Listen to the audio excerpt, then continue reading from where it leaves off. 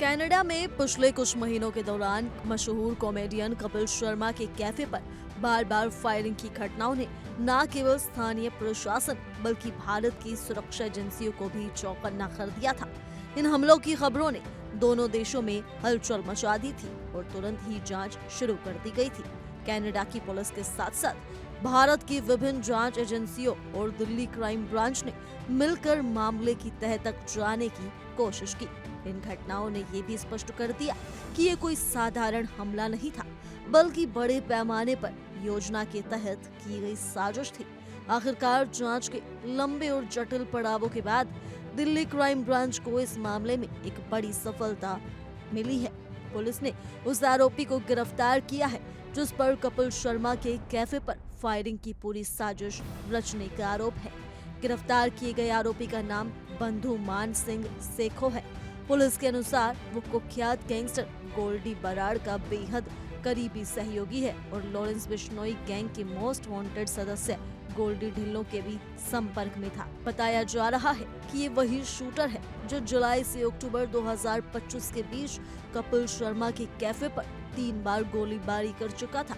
पहला हमला 10 जुलाई को हुआ था, जिसकी जिम्मेदारी जर्मनी में स्थित बब्बर खालसा इंटरनेशनल के उग्रवादी हरजीत सिंह लड्डी ने ली थी।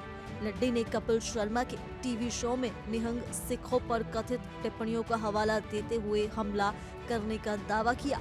अगस्त में दूसरा हमला लॉरेंस बिश्नोई गैंग के गोल्डी ढिलन ने करवाई, जबकि अक्टूबर में तीसरा हमला भी इसी गैंग और इसके नेटवर्क के सदस्य कुलवीर सिद्धू के नेतृत्व में हुआ। पुलिस के अनुसार इन हमलों में किसी को जान माल का नुकसान नहीं हुआ, लेकिन उद्देश्य साफ था, डर फैलाना और वसूली करना। दिल्ली क्राइम ब्रांच ने लंबे और गहन सर्वेक्षण और इंटेलिजेंस ऑपरेशन के बाद सेखों को दिल्ली में एक छिपे ठिकाने से गिरफ्तार किया। पूछताछ में सेखों ने स्वीकार किया कि ये सारे हमले गोल्डी बराड़ के निर्देश और कहे अनुसार किए गए थे। इस पूरी साजिश में स्पष्ट रूप से ये देखा गया है कि ये कनाडा और भारत के बीच सक्रिय गैंग वॉर का हिस्सा है। पुलिस के अनुसार बराड़ और उसके सहयोगी सलमान खान पर हमले की योजना में भी शामिल रहे हैं। उन्हें कपिल शर्मा के शो में सलमान खान की मौजूदगी के कारण निशाना बनाया गया। गिरफ्तारी के दौरान पुलिस को आरोपी के पास से भारी मात्रा में हथियार, गोला बारूद और डिजिटल सबूत भी मिले हैं। ये सभी सबूत इस पूरे षड्यंत्र की परतों को उजागर करने में मदद करेंगे। पुलिस का कहना है कि ये गिरफ्तारी केवल इस मामले की जांच में बड़ी सफलता नहीं है, बल्कि भविष्य में ऐसे अपराधों को रोकने और अपराधी नेटवर्क को कमजोर करने की दिशा में भी महत्वपूर्ण कदम है। इस गिरफ्तारी की खबर के साथ ही कपिल शर्मा ने भी अपने विचार साझा किए। उन्होंने कहा कि कनाडा की स्थानीय पुलिस शायद इतनी क्षमता नहीं रखती इन बड़े गैंगस्टरों से निपट सके, लेकिन वो हार नहीं मानेंगे। कपिल ने ये भी कहा कि उनका कैफे अब फिर से खुल चुका है और वो जल्द ही इसे पूरी तरह से सामान्य रूप से संचालित करेंगे।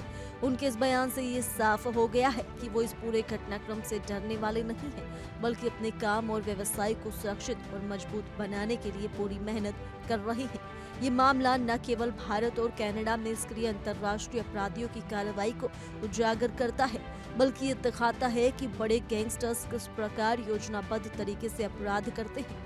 दिल्ली पुलिस की ये कार्रवाई निश्चित रूप से ये संदेश देती है कि अपराध चाहे कितनी भी दूरस्थ जगहों पर क्यों न हुआ हो, भारतीय सुरक्षा एजेंसियां उसे पकड़ने और न्याय दिलाने में सक्षम है।